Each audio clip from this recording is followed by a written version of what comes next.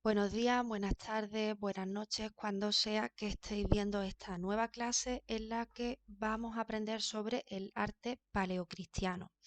Bueno, pues habría que decir que el arte paleocristiano es el arte de los primeros cristianos. Es una definición bastante sencilla, pero evidentemente hay que distinguir dos momentos muy diferenciados dentro de este arte.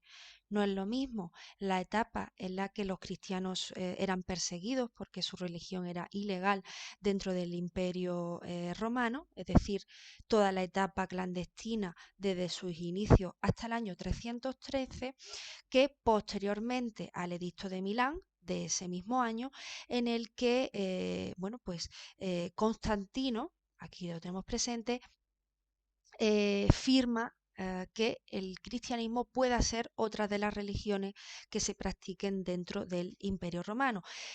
A partir del año 313 es cuando podemos establecer el verdadero nacimiento del arte paleocristiano. Bueno, de lo primero que vamos a hablar es sobre la nueva estética que se va a implantar a partir ya de esta etapa en la que ya vamos a empezar a hablar de el arte medieval. Vamos a contraponerlo con lo que sabemos del arte anterior, del arte clásico.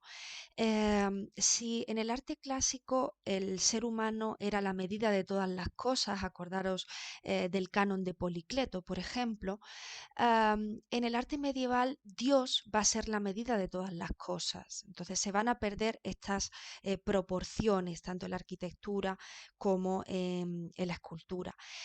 Por otra parte, el objetivo máximo de la escultura clásica era plasmar la belleza en el sentido de plasmar el equilibrio de cada uno de los componentes que forman pues un templo o un edificio o una escultura.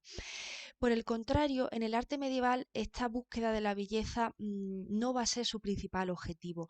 El principal objetivo va a ser transmitir las enseñanzas de Cristo. Y si para ello hay que plasmar la fealdad o no hay que ser demasiado virtuoso en la plasmación de la realidad, no pasa nada, porque el principal objetivo es que aquel que lo vea, que puede ser una persona muy humilde, una persona que no sepa leer, un campesino que nunca haya salido de su aldea, entienda a través tanto de la arquitectura como de la escultura o de la pintura, entienda el mensaje de Cristo.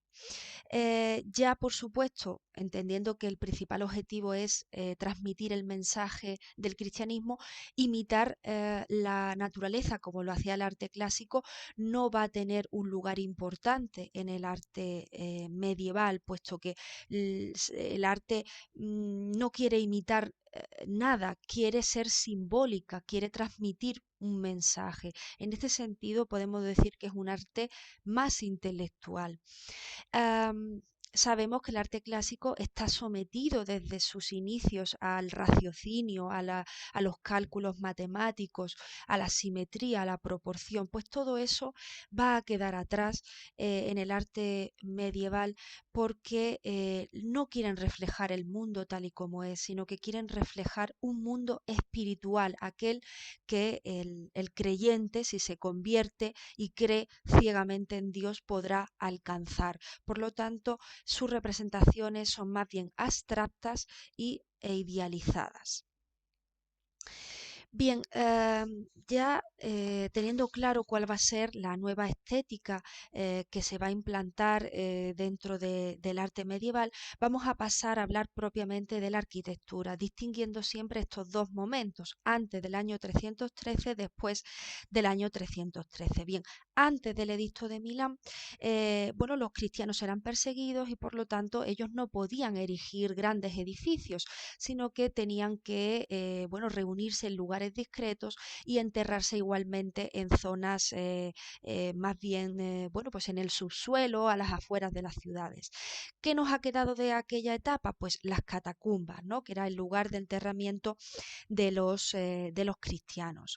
Los principales ejemplos de esta época los encontramos en Roma, es el caso de las catacumbas de San Calixto, como vemos ahí nichos, ¿no? En los que se incorporaba modestos sarcófagos y se decoraban estas catacumbas con pinturas de motivos religiosos.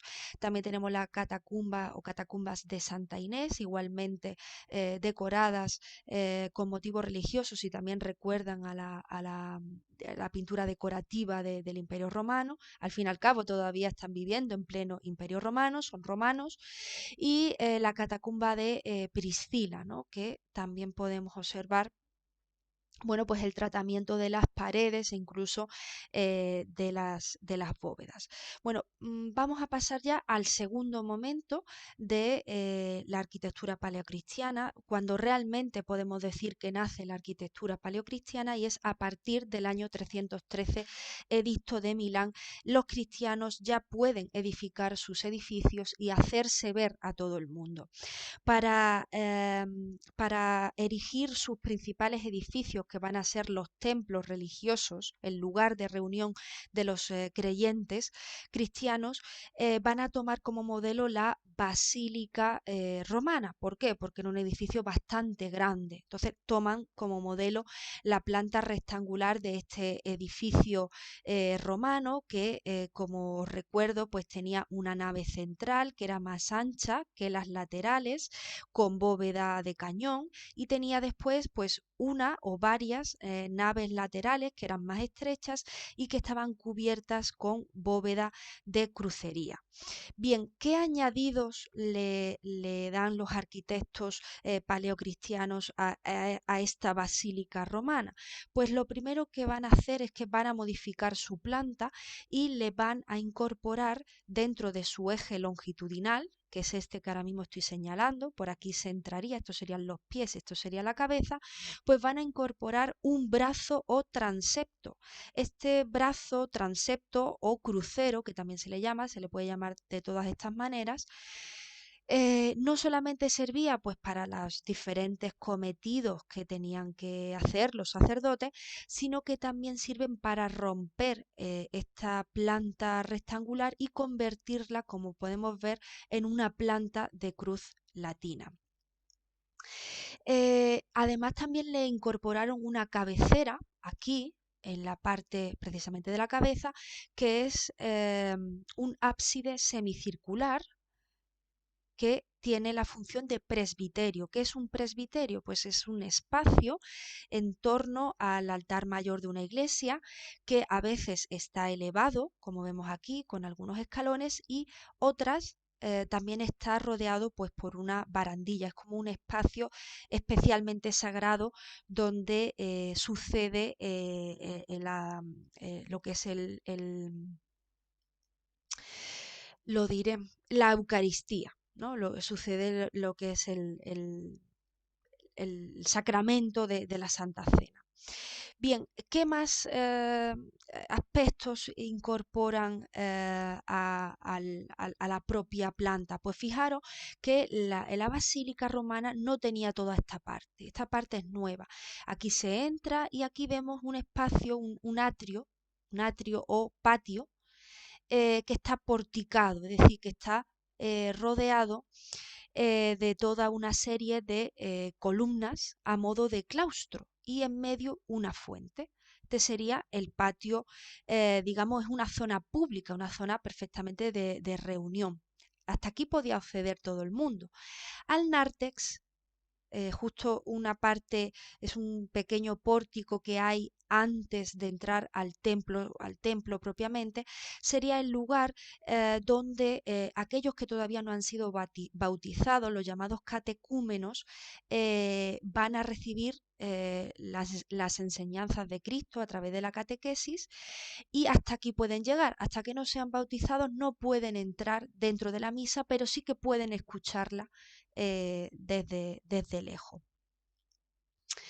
Como vemos también dentro de ya las naves del templo sagrado, eh, también los hombres y las mujeres están en sitios diferentes. Los hombres están en las naves de la izquierda, las naves del Evangelio, y las mujeres estarían en las naves de la derecha o naves de la epístola. También hay veces que se le hace al templo pues un segundo piso, una tribuna en la que se colocaban a las mujeres. Bueno, pues con todas estas modificaciones que hicieron los arquitectos paleocristianos, vemos que quieren trasladar ya desde su arquitectura una simbología. Hemos dicho que es un arte fundamentalmente simbólico. Ya vemos que con la añadidura del crucero transepto transformaron la planta en una cruz latina, ese es el primer símbolo. El segundo sería que la disposición de las naves, como vemos, de forma longitudinal hacia el ábside, hacia el lugar culmen y más sagrado del templo, que sería el altar, el presbiterio, de alguna manera pues subraya ese camino, ¿no?, que debe hacer todo buen cristiano hacia, digamos, la divinidad. Por otra parte, los templos paleocristianos están orientados hacia el este, hacia los lugares sagrados y además hacia el lugar por donde sale el sol, queriendo también identificar a Dios con el sol que ilumina a todos los creyentes. Podemos ver aquí su alzado. En su alzado, bueno, no sé si aquí no se ve demasiado bien aquí. Vamos a utilizar aquí, por ejemplo, ¿no?, el ejemplo de uno de los templos paleocristianos, Santa Sabina. Vemos por dentro la nave que está separada a través de columnas y que esas columnas, perdona, sostienen una línea de arco o una línea de arquería. Aquí vemos el gran presbiterio con un arco del triunfo. Aquí está ya la zona más sagrada. En ocasiones, como hemos dicho, aquí no, pero en ocasiones por encima de esta línea se encuentra la tribuna, que entre otras funciones pues es la de albergar a las mujeres. Hay que decir que ya las cubiertas, tanto las planas como las esféricas, no son de piedra, sino que son de madera o de materiales más ligeros que permiten la apertura de ventanas o vanos para iluminar el interior. Al exterior, pues podemos tomar también este ejemplo de Santa Sabina. Vemos que domina sobre todo la sobriedad de los muros. Son muros de ladrillo desnudo que aparecen a veces pues vanos o ventanas con arcos de medio punto como único elemento decorativo. Bueno, pues esta Santa Sabina es uno de los principales ejemplos de basílicas paleocristianas, pero no la única. También vemos a Santa María la Mayor. Hay que decir que muchas de las basílicas paleocristianas han sido reedificadas y retocadas posteriormente. Se le ha decorado, por ejemplo, en tonos dorados y eso pues desvirtúa un tanto las características de la arquitectura, pero bueno, podemos ver nuevamente la disposición longitudinal de la nave central hacia el presbiterio con un arco del triunfo, una cubierta plana con artesonado de madera. Y un segundo piso con una tribuna, en este caso sí, con ventanales. Podemos ver las características principales de la arquitectura paleocristiana. Y aquí vemos la Basílica de San Juan de Extramuros, igualmente bastante remodelada, pero que también nos permite ver esta disposición una vez más que antes hemos comentado. Bien, aparte de las basílicas había otros edificios que también fueron importantes. Es el caso de los baptisterios. Los baptisterios eran los lugares en los que se producía el bautismo por inmersión de los nuevos creyentes. Tenía planta centralizada, como podemos ver aquí, y aquí vemos su alzado de nuevo. Los exteriores son pues muy sobrios y apenas pues podemos ver la decoración de unas ventanas. Además de los baptisterios, como es el caso de San Juan de Letrán, también tenemos el mausoleo, ¿no? Los mausoleos ya sabemos que son los panteones, ¿no? Los lugares de enterramiento de personas de gran importancia. En este caso se trata del mausoleo de Constantina, perdón, el mausoleo de Santa Constanza, que lo he puesto yo mal, de Santa Constanza, que es el mausoleo de la hija de Constantino. Vale, ahora sí. Pues es también de planta centralizada, en este caso circular. Vemos aquí el interior con una arquería de arcos de medio punto y aquí su exterior pues bastante sobrio. Y terminamos ya con los martiria, que eran lugares en los que se albergaba los restos de un mártir, albergaba sus reliquias, ¿no? Eran también de planta centralizada. Bueno, en este caso vemos que bueno, es un tanto rectangular, ciertamente, pero se han conservado de forma muy mal. Aquí vemos un ejemplo de un martiria en el caso de la Alberca en Murcia, pero realmente se han conservado bastante mal. Bueno, pues con esto terminamos esta clase sobre la arquitectura paleocristiana.